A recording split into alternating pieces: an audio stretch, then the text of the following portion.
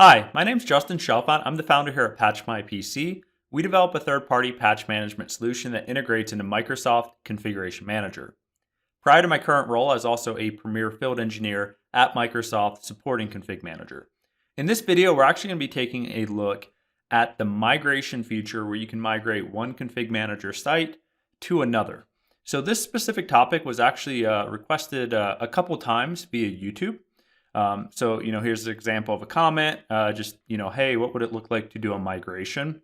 So keep the feedback coming, definitely looking for new topics that interest people within the community. So with that said, let's go ahead and jump right into the guide. So basically what we're going to be looking at today is what does it look like to migrate from one ConfigMan site to another. In this specific video, we're going to be looking at migrating a Config Manager 2103 site to another 2103 site. Now, the process is going to be very similar, even if you're migrating, say, a 2012 R2 site to a current branch site, for example, or even, hopefully at this point, there's not too many in this scenario, but even if you're going from like Config Manager 2007 to 2012, for the most part, all the same concepts will apply for any of those situations. Now, just so you guys can follow along with the lab, a couple things I'll point out. So we're currently on a machine called Demo1. This is a Config Manager site running the site code DM1. And whenever I move to a separate server, what I'll do is I'll try to hover over the site within my Remote Desktop Manager tool. So for example, say I go over to Demo2, I'll try to call that out. And you'll also be able to notice that if the desktop is visible, you'll be able to see Demo2, which is site code DM2. So in this scenario, what we're going to be doing is migrating objects from DM1 to the site DM2. So I'll be sure to try to call that out as much as possible whenever we make a switch, because they will look pretty similar if I don't. All right, so to jump into the actual guide of getting this set up and making sure you know what to do, we're just going to jump right in. So first thing that we need to be familiar with is what are the actual requirements and what are some of the concepts that we have. So we have our source hierarchy. So that's going to be the site that you're essentially migrating data from. So on DM2, we're going to connect to a source hierarchy of the old site. And that's going to be where we configure things like what's the server name. And that will be how we connect into the site as well as the database to go look at objects within that site. We also have our destination. So obviously that's going to be the site that we're migrating to. The data gathering process will be when the site that we're migrating to, the destination site, it's going to be the process of that site connecting into the source site database and analyzing all the objects that are migratable. So things like applications, task sequences, a whole list of objects. The data gathering is basically looking at that database and saying, hey, what's actually available in this site that is a migratable object? The migration job will be when you actually set up a job to choose what specific objects on the source site do you want to migrate into the destination site. You do have the ability to migrate distribution points. We won't specifically be talking about that today. I feel like for the most part, when I see this out on Reddit or YouTube, people talking about migration of sites, a lot of times it's like, hey, I don't really know what's going on in that site. It was set up before I got here. I don't really think it's set up in a good way. So probably bringing over DPs, unless you're doing a pretty strategic migration, I would say is probably less common from what I've seen out there. So we won't really dig too deep into that. But a couple things going on here as far as prerequisites. So if we jump over to the planning for migration on the docs, which I'll include, couple of prerequisites that we want to make sure we think about here. So the first is going to be like, what are the accounts that we use in order to actually connect to that old site? So there's kind of a couple concepts here. We have our source site account, and we'll dig into this. But this is basically the account that you configure on the destination site to connect back to the source site. It's the account that has rights to read into Config Manager. So it's going to be a account that you give permissions via the source site that says I can read objects in this old site. So it's going to talk to the SMS provider on that old site, and that's going to be how it's able to access site objects to understand what exists. We then actually have another account, and it's the account that will directly talk to the database. So this would have to have different permissions on the database of the source site for doing things like connecting, executing, and selecting objects. So it's got to be able to go and query that old ConfigMgr database in order to gather that data.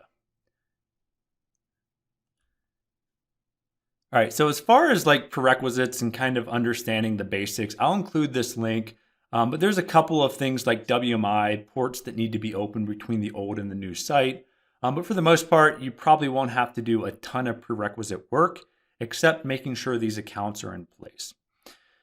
So what I'm going to do now is let's just take a quick look at that source site or that old site that we're migrating data from. So for example, if we take a look, I'll just give a quick overview of some of these objects that we plan to migrate today. So for example, on that source site, we have 22 apps that we're going to migrate. We've got an example package. So packages we can migrate just fine. We have things like software update groups.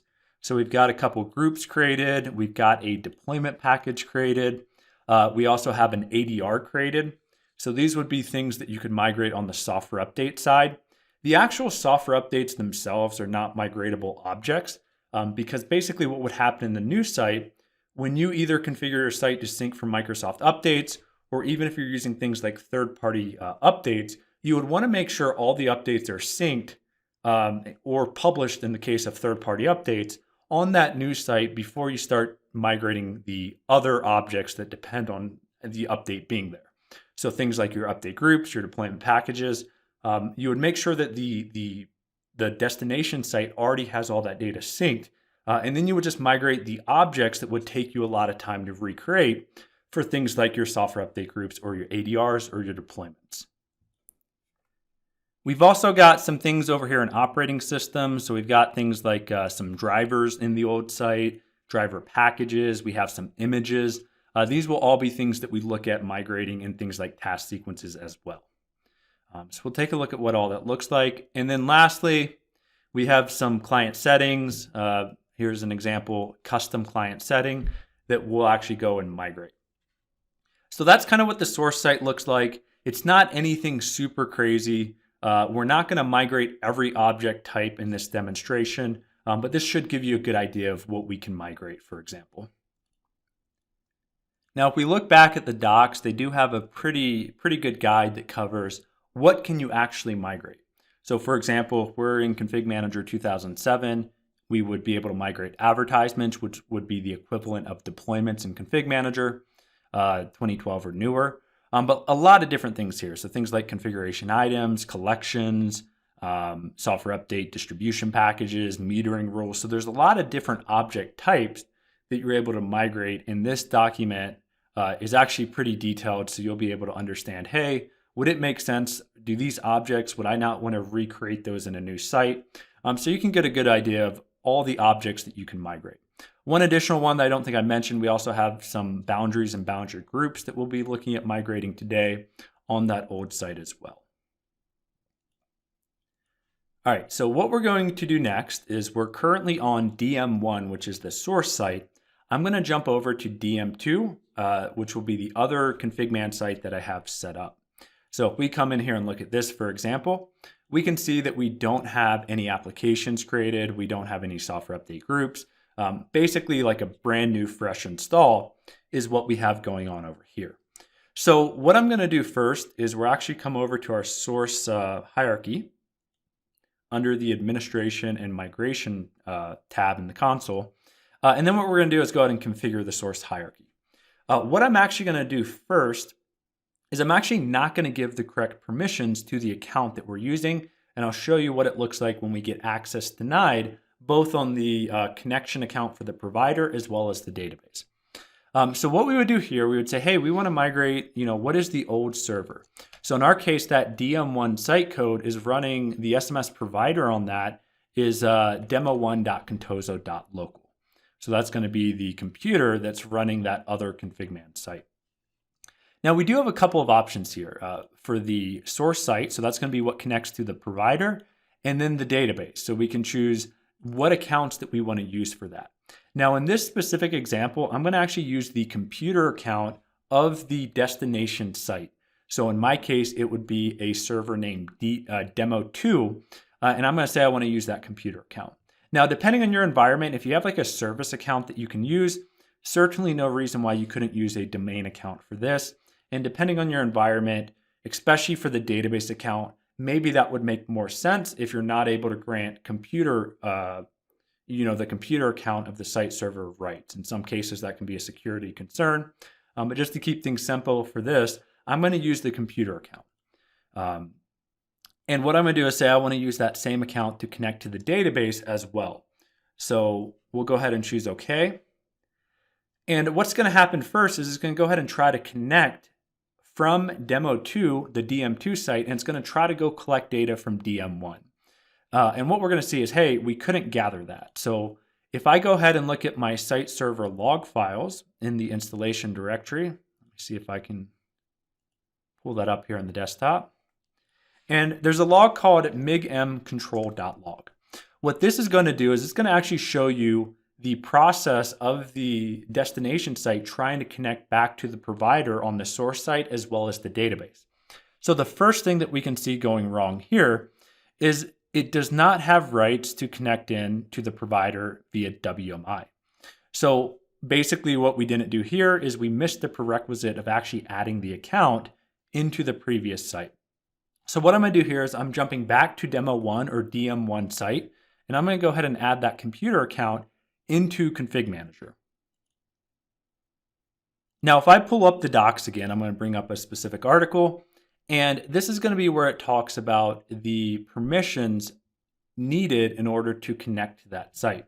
So for example, in order to connect back, we need to have the account that's used in the destination site to be an infrastructure administrator on the source site. So if that's not the case, it won't give the connection account the permissions to connect into the provider.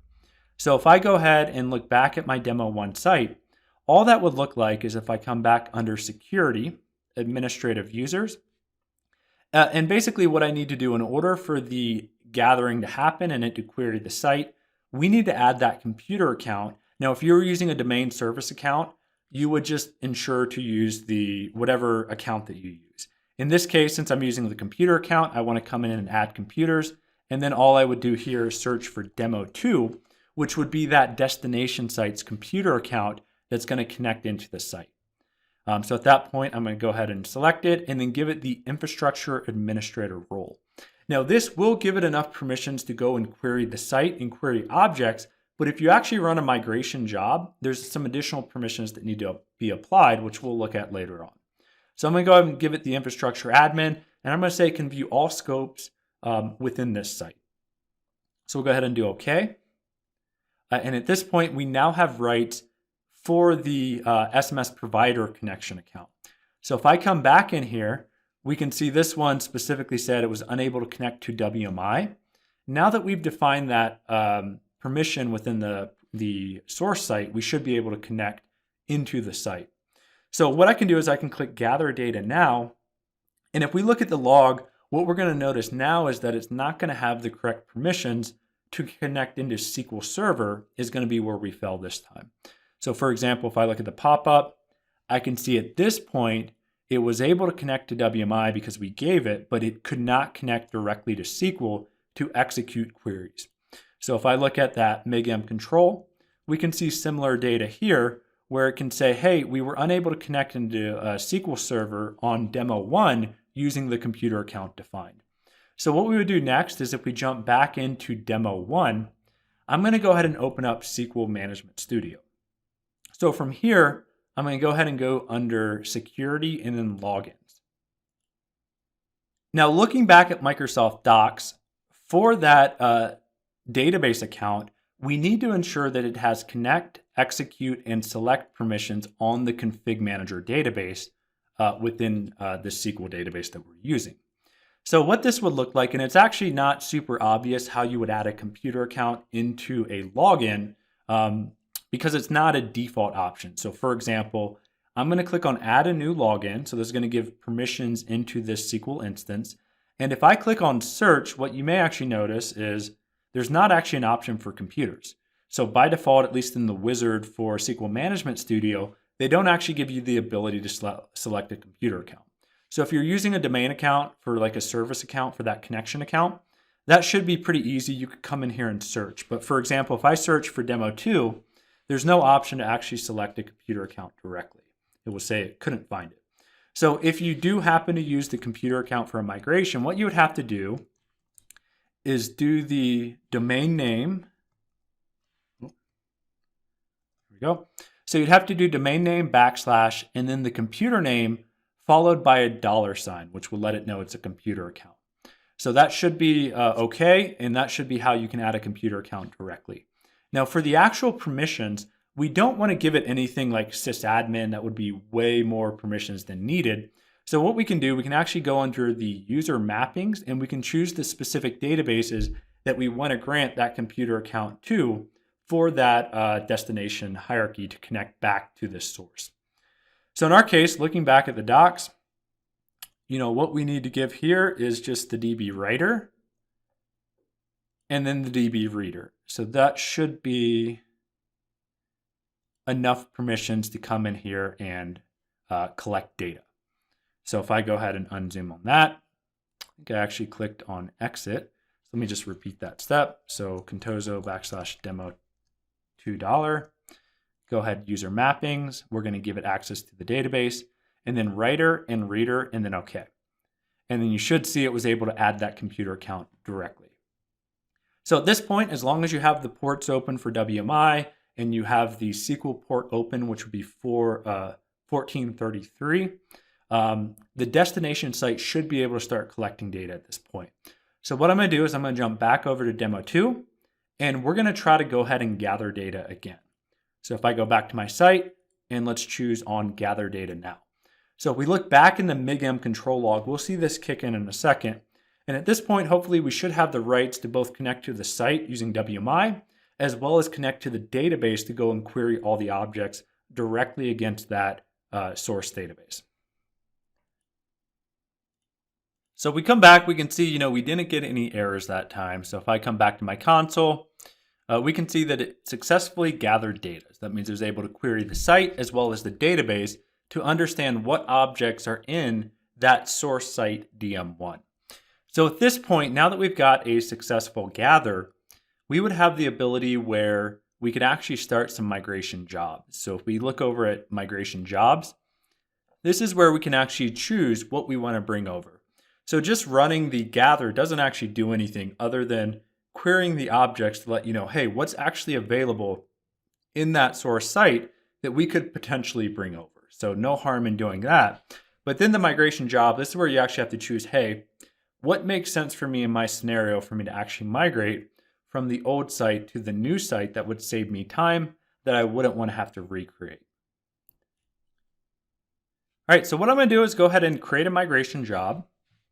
And I'm just going to call this example application migration. Okay. Right. Move that start bar over so I can look at the form. All right, so what we're going to do is go ahead and choose a object migration. So in the event that, let's say that you migrated an application, and let's say that you were still making changes on the source site, you would be able to run a different migration, which would be where you could detect and migrate objects that were updated from the source site. So maybe a command line change, maybe the content changed. You could basically update and migrate an object that's already been migrated if something changed on the source site. Hopefully that one shouldn't happen all that often. Like if you're running the migration job, hopefully you don't keep that old site around too long where you would have to migrate the same object multiple times. All right, so this is going to be the wizard where you can actually choose which objects you want to migrate. So for example, there's a pretty big list here. So this will really just come down to what makes sense in your environment that you wouldn't want to have to recreate. So just as a quick example to show you what's going to happen, I'm just going to choose 2 applications that I want to migrate. And this is where I'll show you actually some of the permissions that won't work here. Now, and if you look at the docs, at least unless it's mentioned somewhere else, it basically makes it sound like if you have the infrastructure administrator role, this will grant you the permissions to do everything you need with a migration. So, I mean, it says things like, create migration jobs, clean it up, monitor. But what I noticed, at least in ConfigMgr 2103, I think is what we're running on, this doesn't actually seem to be the case. So if I come back in and say, I want to migrate applications, and if we actually look, we'll choose just the default here. So we're going from DM1 to DM2. That's going to be where we're migrating to and from. Not really anything we have to do here. No need to do a site code replacement, just because we're doing a single site to a new site, and we don't have any collections or queries or things that would be applicable in that case. Security scope. So we're just going to put everything that we migrate as part of the default scope in the new site. If you had custom security scopes, you could choose that for any objects you migrate as well, if a scope was applicable to that migrated object. Okay, and then, basically everything default here. I don't see anything that we have to change. In the event the object already existed, you could choose to overwrite it in the destination site for the object being migrated from the source. I'll leave everything here default, and we'll choose next and then next here. And then what we're going to see back in that migmctrl.log, we'll see this job actually kick in. And this is where we'll likely see some permission errors, which, to be honest, they're not super intuitive that, hey, this is a permission.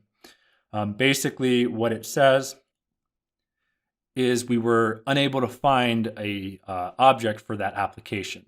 So it's pretty generic. It just said entity unknown. And I actually had to do some digging to try to troubleshoot this to understand what was going on. And what I noticed, if I go back to my DM1 site, this is where I went and configured the permissions. And if I actually look at the infrastructure administrator role, it seems like it does in fact have everything to actually go and read data from the site. But for example, like when I actually went and dug into that built-in role, it didn't really have anything specific to like applications or packages. So there definitely seems to be some things missed out on that infrastructure administrator role, where it does not have all the objects that you would think it would have based on the docs.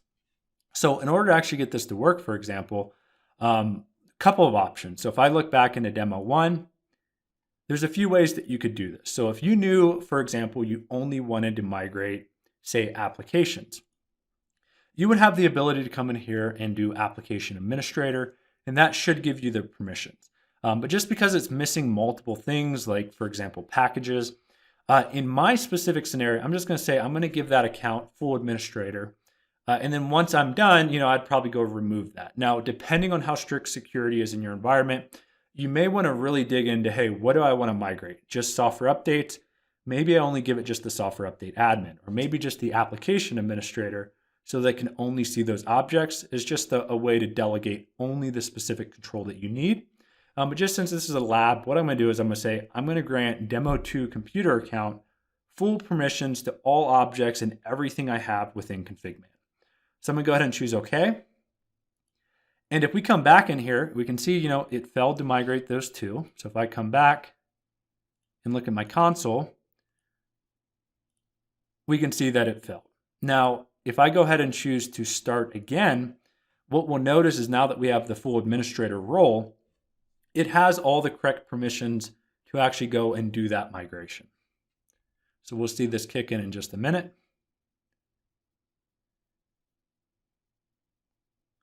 There you go. We can see it's currently migrating that 7-zip application. So we can see it's running. Each application will take maybe 3 to 5 seconds, depending on, just performance of the site. But generally it's relatively quick. So if I come back in and refresh, I can see it's still actually running. Let's take a look here. And now it's migrating the 7-zip in one pass. Let's take a look and refresh. And we can now see that that's completed. So if I come back to that destination site and I take a look at my applications, I can see that both of those apps are now in the new site. All right, so now that we know that there's certainly no permissions that we don't have now because we gave it full administrator, what I'm going to do is I'm going to create another migration job. And we'll just call it migration. And it's going to be object again. And in this case, I'm going to just select a lot of different items. So for example, I've got that custom package that I created, that legacy package. I've got some collections. So I've got different collections that I created for patching. I'm going to go ahead and choose all my applications. So, we can see the two that are migrated. And this is where that option will come into play where it says, what do you want to do if an app has already been migrated? Do you just want to leave it alone, or do you want to migrate it again and overwrite it? Now, I can actually see I don't have any application deployments. So what I'm going to do to make this a bit more realistic, I'm going to go back into DM1, the site, and I'm going to run a PowerShell script that I have on my desktop. And what that's going to do is it's going to go deploy all 22 or so of those applications as available to all users. So if I look back at my applications, I can see that we're starting to get some of those deployments coming in from that script. So if I refresh, I was at 1. Now I've got 3 deployments. So we'll let this script run. But one thing that I do want to show is what does it look like to also migrate deployments to the new site for those applications as well. So we'll come back in a minute. All right, so that script is now completed. So we can see now all 22 of those applications on the source site DM1 are now deployed. Now, if we actually come back in and let's say that we cancel this wizard, and let's go ahead and create another migration job. Now, what we're going to notice if we go to that next screen and we look at the applications, we don't see any applications deployment that are available. Now, the reason for that, this is not something that refreshes on the fly when you run a migration job. So what we would actually need to do to see anything that has changed is we'd have to run a data gather again. So if we come back in here and look at the data gather, we'll go ahead and choose gather data now. What this will do is this will reevaluate the site that we're migrating from and see, has anything changed? And then we'll see the latest data available. So we can see that's now completed. And if I come back in and let's run another example, we can now see that we have all 22 of those deployments. So at this point, let me just come back in, get that example package. Let's go ahead and get all 3 of those collections. We'll get all 22 of our apps, as well as all 22 deployments. So we'll make sure that we migrate those as well. Like if you had a lot of collections that you've deployed apps to and you don't want to have to go through and recreate that, assuming that it's good data that you want to bring over, it could make a lot of sense to migrate that. Okay, so let's go ahead and we've got some software update groups that we have created, so we don't want to go recreate all that. Let's go ahead and copy some of these deployments. Continue. So as part of that software update group that we have, we've got 3 different deployments for that specific SUG. So we'll go ahead and migrate that over. Also have an ADR. So if you've got a lot of different ADRs that you want, that would make a lot of sense to migrate that over so you don't have to recreate it. Boot images, for the most part, I'd say we can ignore those. We're going to have boot images built in to the new ConfigMgr site. But we've got some drivers, we've got some driver packages. Let's go ahead and select all of those. Let's bring over an operating system image file that we have, just a WIM. We'll go ahead and migrate that over. Got some task sequences. Let's bring that in. Go. Boundaries. Let's bring some boundaries over. Select that. If you had things like configuration baselines or items, you could bring those over. In my case, I didn't have any of those created. But you should have a good idea of, hey, these are all the objects in this wizard that we could potentially bring over. And let's also bring over that boundary group. So I think for this video, this will give you a pretty good idea of what it looks like. Any other objects that I'm not using here, you could certainly, if you were making use of those in the source site, you could bring over all kinds of different things listed here that I'm not showing, but the process would be essentially the same. Things like save searches for software updates, that can make a lot of sense as well if you had a lot of those. All right, and then we'll just do next here. So we'll go ahead and go next. Going to our new site, nothing really to do here. We'll give it the default scope. All right, and this is where you want to choose, hey, what if something already migrated?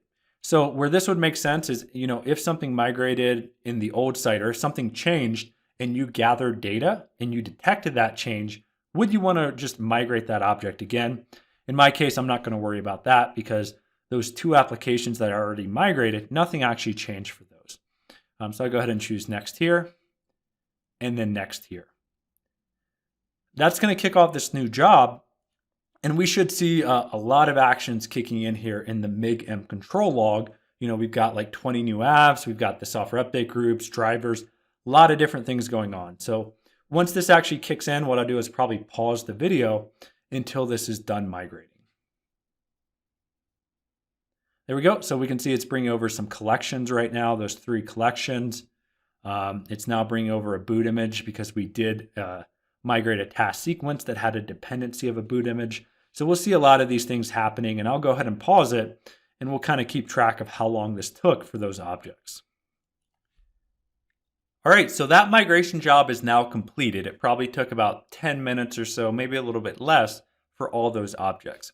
Now, one important thing that I do want to call out, because there's probably a good chance that this could potentially happen to you, specifically for software updates, is you might see some objects failing here. So we can see it was mostly successful, right? So we migrated out of a total of 111 objects.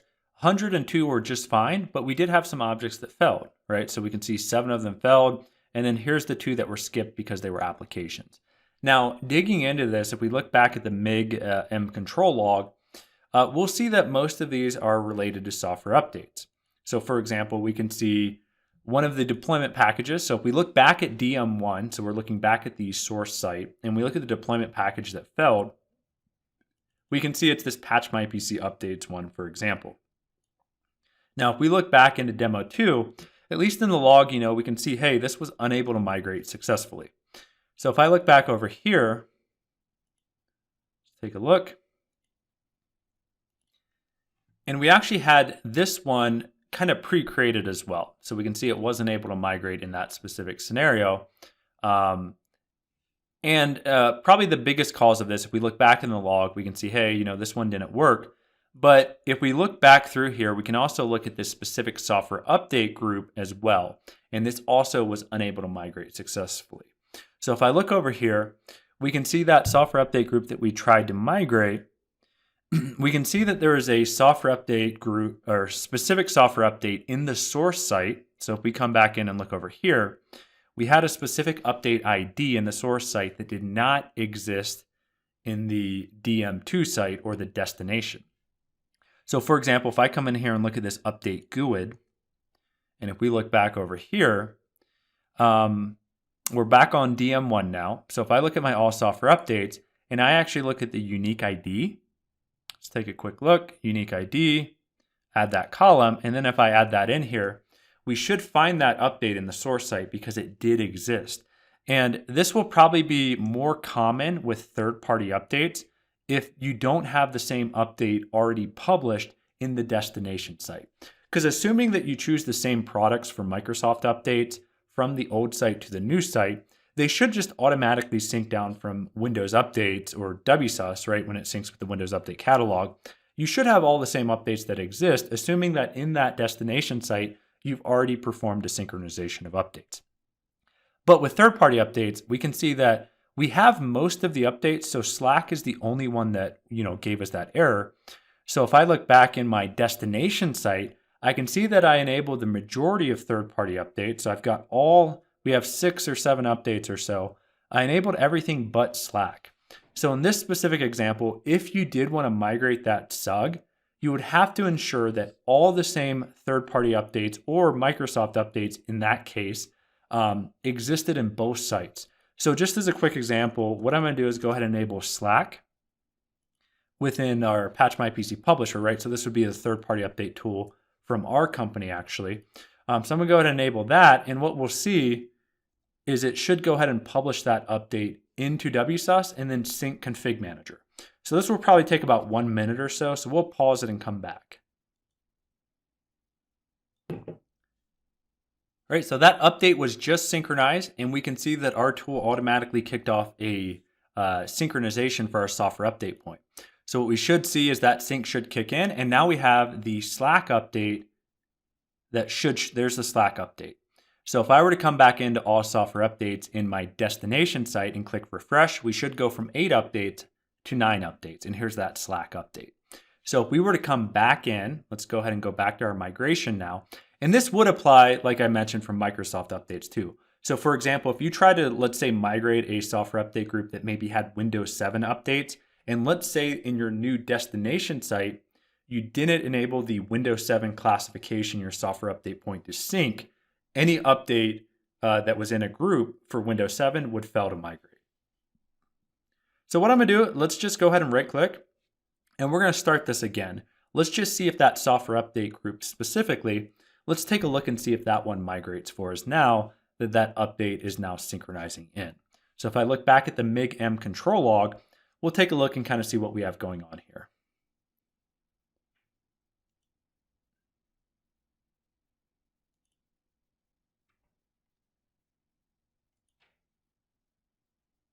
So it looks like, at least from what I'm seeing, we're actually in the process of migrating the updates right now.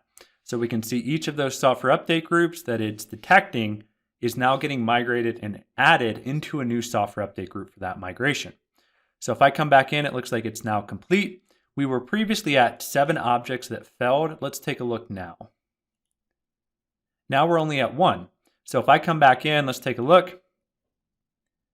And I can see that my software update group, we can see that that did in fact get created now, that both the source and the destination site had all the same exact updates. So the destination site, now that we had that Slack update published, which I highly suspect, like if you have a lot of different SUGs, you're probably going to run into some where maybe an update was not declined in the old source site, but maybe it was superseded and never synchronized in the destination. Just be aware there's probably a good chance that you may have some of these where you have to go in and kind of figure out, hey, why doesn't this update exist? And is there any way to resolve it to migrate that job? Now, if we dig back into the log file and we look at the failed objects, so we only had 1. Now, looking in the log, we can see the actual object that failed to migrate was a deployment or a driver package for my Surface Book driver package. And we can see that what actually happened when it was trying to query the driver folder to actually look at and kind of read through the drivers, the new site server, which would be demo2 or DM2, the computer account did not have permissions to read into the old UNC path. So this kind of brings up another topic. Depending on how you stored your content, like apps, packages, images, really anything that you had, this could become a factor if the new computer does not have access, or even probably another scenario is what if everything was stored on the old site server and that's going to be going away. So specifically for the drivers, it looks like it needs to have more than just read write. So if I go back to DM1, our demo 1 site, let me jump over there. And if I take a look, I can see this is where my actual drivers are. So there's a package here that is shared out for my UNC source folder. So what I'm going to do, just as an example, is if I go look at that sources folder that's shared, I can see I already have everybody with full control. But what I'm going to do is go ahead and click the NTFS permissions under security. And let's go ahead and add the computer account for demo 2, which would be that new site server for the destination site. So I'll go ahead and choose full control and then apply this. Now, if we come back over here, let's just run this job again, and let's see if that gives us better luck migrating that deployment package. So we'll go ahead and choose yes, and then yes. And on this destination site, I can see I don't have any driver packages because that's specifically the one that failed. So we'll let this log file kick in, and we'll take a look to see, now that it has writes, let's see if it can actually read and migrate that specific driver package. All right, so it looks like it just completed. So here we go. So there's it migrating that package for the drivers, and it doesn't look like it errored out this time. So if I come back in, let's do a refresh. We can now see that we in fact do have that Surface Book package migrated. Now, the only other thing I think is worth mentioning is really tying back into that content location for those driver packages, but that also applies for pretty much anything that is content related. So for example, if I come back in and look at any of my applications really, now it's really going to just depend on your environment, but in our lab, for example, we actually stored the content on the site server of the ConfigMgr site. So for example, this application that got migrated to our demo 2 server is actually still located on a UNC path for demo 1.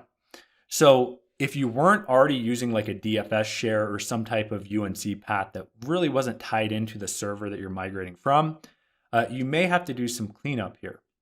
So for example, there's actually some tools out there that can really help you with this.